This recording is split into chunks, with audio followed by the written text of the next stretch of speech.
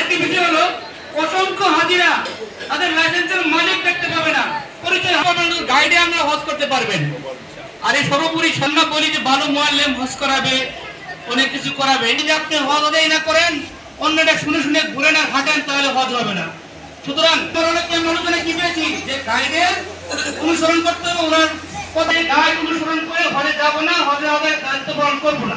কি বলেন? তাহলে আমাদের আমাদের সময় চলে গেছে, এই জন্য আমাদের পরিচালনা দেশ থেকে আসলে ক্ষমা চেয়ে নিচ্ছি। আবেদন করছে ছোট থেকেই আব্দুল্লাহ বিন ওয়াহিদ ভাই জুলাল সাহেব উপস্থিত হয়েছেন, ইনশাআল্লাহ একটু সঙ্গে খাবার পরিচালনা।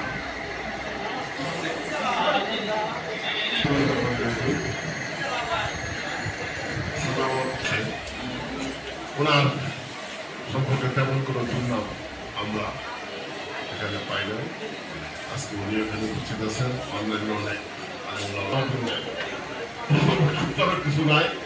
ইতিমধ্যে যে একবার ঠেকালের সেবা করেছে, সকলে এত করেছে।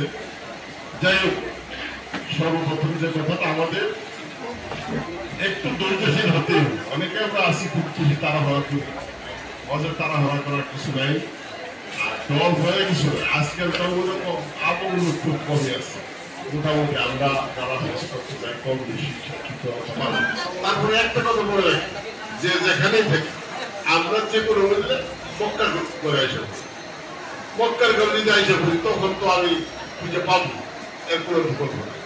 আমরা প্রথম দিকে অনেকটা টার্গেট করেছি। আচ্ছা, কোথাও যদি কিছু হারাইয়াও যায়, যাই কিছু হোক জিজ্ঞাসা করে মক্কা যাই, এবং মক্কা দু একটা গেট আমরা মুখাস্ত করে রাখলাম।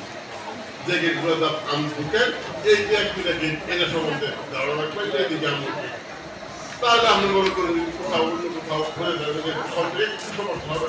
তারপরে আইসা বলবেন আইসা খুঁজে ফিরতে ওই গেটটা যাবেন গেলে দেখবেন আপনি সিগন্যাল হয়েছেন, অথবা নামাজের সময় করেন, নামাজের সময় আমাদের আসতে।